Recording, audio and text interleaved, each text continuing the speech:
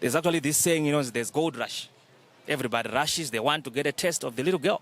We also need to have strict measures around laws acho kuti zvinge zvichitoitwa effective so that munhu anototya kutoti handitogumi mesi uyu nyange zvidii. Bhiza rinoda mutashi, and all those things. And that woman felt so, she looked really traumatized.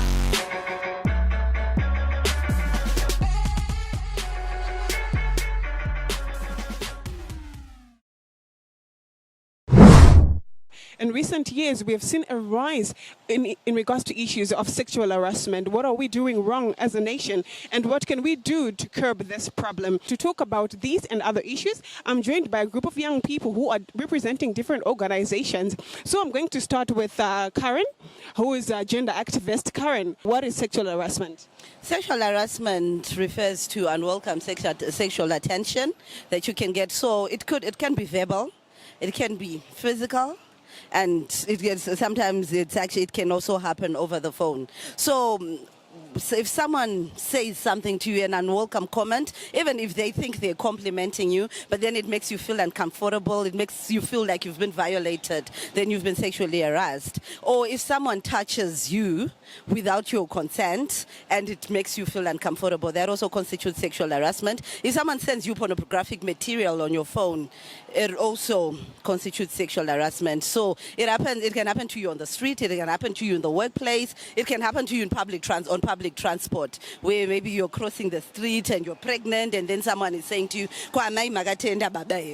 or something like sexual harassment takes so many forms. It can be physical, just touching somebody. If it's if the other person feels unwelcome or feels offensive with your physical presence, that can amount to sexual harassment, especially if the touching has some sexual connotations. All right, and that's one example. All right, and we've seen a recent rise in regards to issues that are sexual harassment related. What do you think has been causing this? The patriarchal background that most men were groomed under. There's little respect for women. So that's basically the root cause. Okay, interesting that he talks about the patriarchal society contributing towards that. Let me move over to Mercy here, who's a gender activist as well, but mainly from the film industry. We've got laws that are there to protect sexual harassment victims and all. Why are we still going why are we going down instead of progressing? Maybe sometimes the case is dismissed because of lack of evidence. Sometimes the case is thrown out because maybe it's their word, it's her word against his word or his word against her word, and there is no proper evidence and all that. So it becomes very difficult for the courts to prosecute, and they say we cannot prosecute because we'll be wasting states' money and all that. So the practice of these laws, the enforcement of laws, is the one thing that is getting in the way of us eradicating sexual harassment. And the main other challenge is that, because of the failure of courts to address those issues, women are scared to speak out. And on the other side, men are also, maybe let's say a man is sexually harassed, men are also scared to speak out because they'll be seen as weak, they'll be labeled as not men enough. And because of our culture that you are coming from, it's very rare for a man to come out and say, I've been abused, I've been harassed, I'm laying charges against this woman because this woman sexually harassed me. Interesting there. Let me move on to a representative of Harare. We heard issues of people being afraid to speak and stuff. You work with men, you come from a men's organization. Do we have men who are able to come out and say that I've been sexually harassed? Precisely, we do have men who do come out and who speak about these issues, but the numbers, they are just few. That is a sad scenario that we have. But it doesn't spell out that men do not face sexual harassment. We heard of cases of men who were harassed by their bosses. They are the ones who be the garden boy at their boss's place. You know, they are asked for sexual favors. There are issues around other men at the workplaces. You know, a person will be as chubby as I am. They will be, you know, they'll be given names. My teddy bear, my chubby, what. And then, you know, at the end of the day, sometimes when they speak about these issues to fellow men who are not professionals like us, fellow men would actually say, go for it. You know, why are you complaining about this? Otherwise, you should be a man enough who's able to show that you are a sexual prowess man. Yet, it's actually harassment which is occurring to the men. And also to add on, we have got a number of young boys in high school who also face, you know, situations whereby their older girls would approach them and they would talk about sexual initiation ceremonies of some sort, whereby they would say, okay, you are Form 1s, Form 2s, we want to teach you how it's done. They wouldn't have asked for it, but it just comes along. And then a lot of those young boys, they wouldn't want to engage in that act at all, but they will be compelled by the circumstances to engage, yet they'll be sexually harassed in the process. Let me move on to Mike, who is a media practitioner. Mike, what do you think is causing the rise in regards to sexual harassment issues in the workplace? You are a professional. Okay. Yeah, I would say it's the economic environment that we are in as Zimbabwe. It's putting women in a very vulnerable position. You know, at the end of the day, you need to eat, you need to survive, you need a job. So now, because of that vulnerability, you know, somebody who's in a position of power could abuse that position, you know, to actually pass some, you know, sexually suggestive comments or to grope or to do anything that is of sexual nature.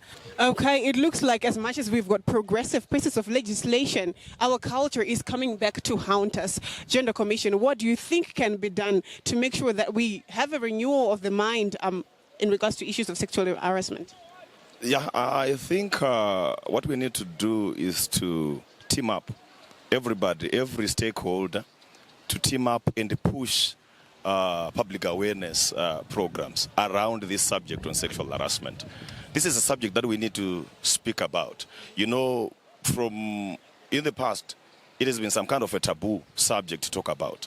But we are saying now the best way forward is to speak around this subject.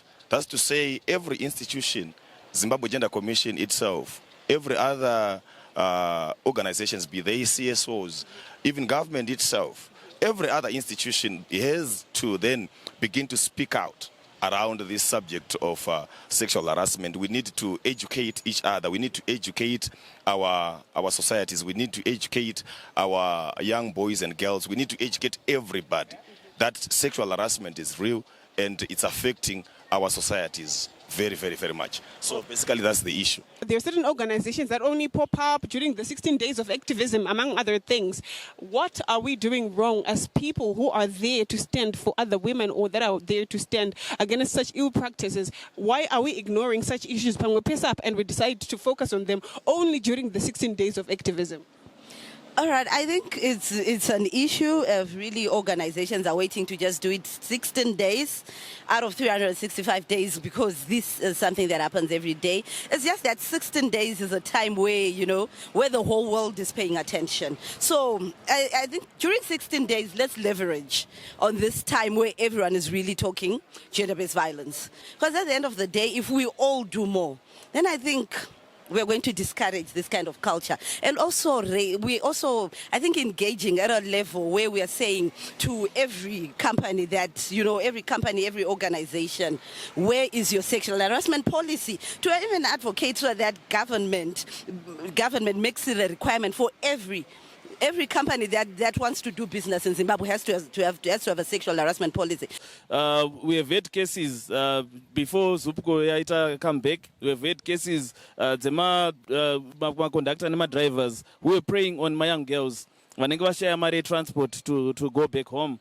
So, you know, they would say, okay, it's not a problem, you ride for free, and then, you know, we'll give you sexual, we'll not my sexual favors. And then a lot of young girls would fall prey to that. And then,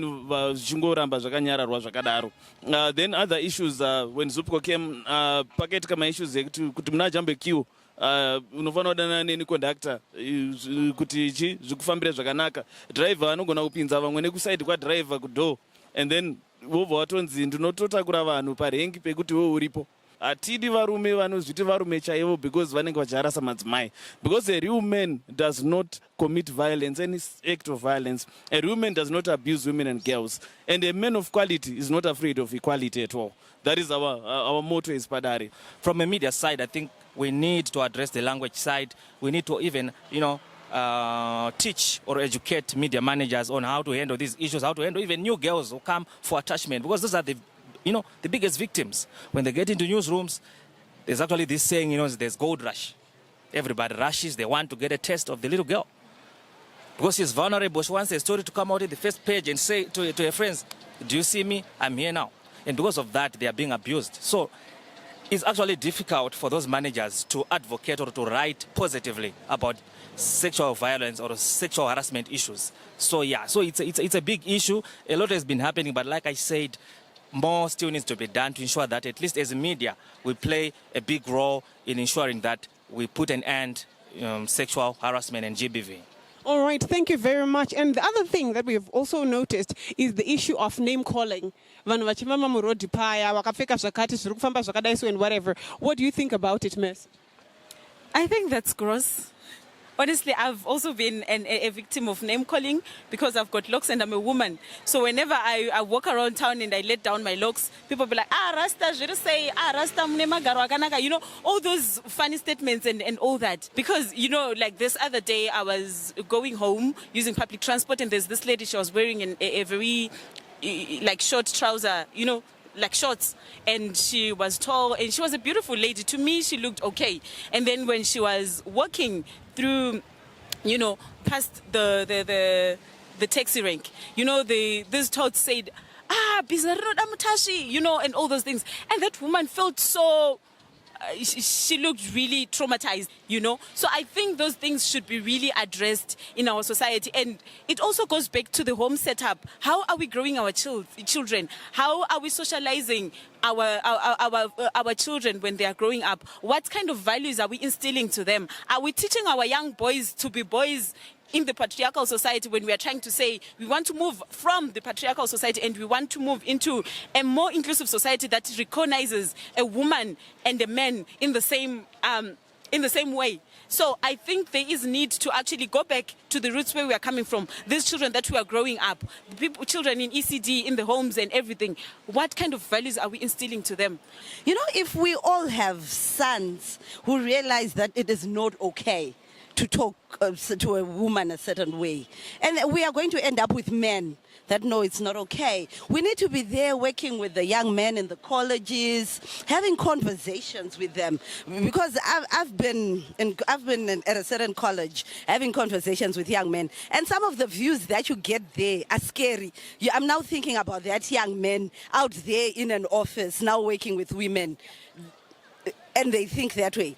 It's scary. So we need to work with people from a very early age. So raising awareness is important, and also instilling the right kind of values in our children, going to all platforms, covering all platforms. Something interesting was mentioned that there is lack of evidence. It will be one's word against the other person's word when it comes to the issue of sexual harassment. I prove iki abatagarure munhu mu street tinozviita sei, because like what one of your colleagues was saying here, kuti people be afraid to come forward and talk about what would have happened to them because there is no evidence. How do we go about such cases? I'm actually thinking of having, we can actually come up with monitors of some sort, sexual harassment monitors that are there, but not to train within the streets. I think Mnangagwa are spending much of their time within the streets. We sensitize them on what needs to be done as far as any kind of sexual harassment occurs. When we've got those monitors, I think they will be reliable witnesses, who won't speak any word against the other person. Then again, also going back, we also need to have strict measures around my laws, kuti zvinge zvichitoita effective, so that munhu anototya kutoti handitogumi mesi unyange zvidii. I've heard people talk about the issue of being her word against your word. But as a commission, from the investigations that we have done, we have discovered that actually that's a false argument to say it's her word against your word. Because the next question is, why would she raise such an allegation against you if you didn't do anything? Is there any other reason why this other person would say wakanti bata pakat if you when in fact you didn't? So basically this issue Yekuti, it's her word against your word. Sometimes it's a very, very weak argument, if I can say so. So really, when these things begin to unfold, especially the investigations or when somebody gets arrested, that issue basically naturally falls away, her word against your word. So, but basically what we are saying is that any form of sexual harassment people should get arrested. All right, so word on the street is that a real man is not afraid of equality, and we should go ahead, come forward and talk about these issues, raise our children right, so that we shun some of these cultural practices that are coming to haunt us years and years after civilization. This was Street Talk. My name is Mary Mundea. Thank you very much for staying tuned.